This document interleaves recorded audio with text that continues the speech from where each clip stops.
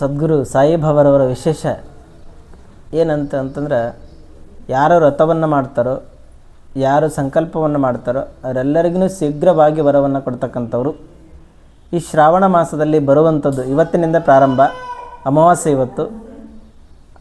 ಬರುವಂತಹ 30 ದಿನಗಳಲ್ಲಿ ಸಪ್ತಾಹ ಅಂತ ಹೇಳ್ತಾರೆ.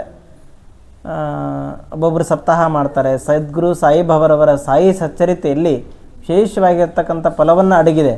ಏನಂತಂದ್ರೆ ಓದ್ದರಿಗೆ ಮಾತ್ರ ಗೊತ್ತಿದೆ ಅದು. ಹಾಗಾಗಿ ಎಲ್ಲರೂ ಆ ಸಾಯಿ ಸಚ್ಚರಿತೆಯನ್ನು ಓದಿ. ಅಂದ್ರೆ ಇವತ್ತೇ ಓದಬೇಕು ಅವತ್ತೇ ಓದಬೇಕು ಸಮಯ ಏನಿಲ್ಲ.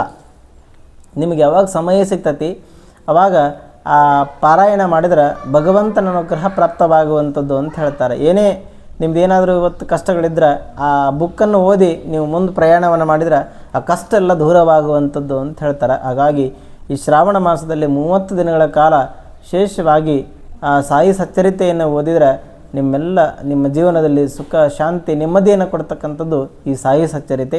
ಹಾಗಾಗಿ ತಾವೆಲ್ಲರೂ ಆ ಸಾಯಿ ಸಚ್ಚರಿತೆಯನ್ನು ಓದಿ ಭಗವಂತನ ಅನುಗ್ರಹಕ್ಕೆ ತಾವೆಲ್ಲರೂ ಪಾತ್ರರಾಗ್ರಿ.